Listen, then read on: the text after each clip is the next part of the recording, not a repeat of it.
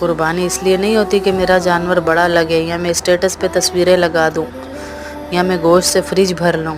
سارا سال ہی تو ہم کھا رہے ہیں. کون سا دن ہے جو اللہ نے کھلائے بغیر ہمیں رکھا ہے؟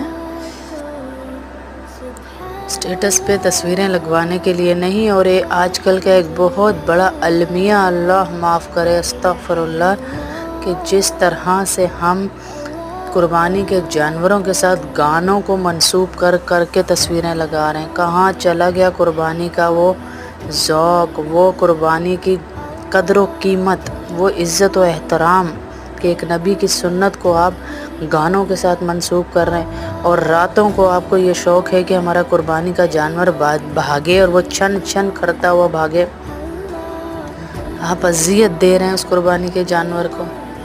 کہا اسے پالو پوسو یہاں تک کہ اس کے ساتھ انسیت ہو جائے تو پھر اس کی قربانی کرو.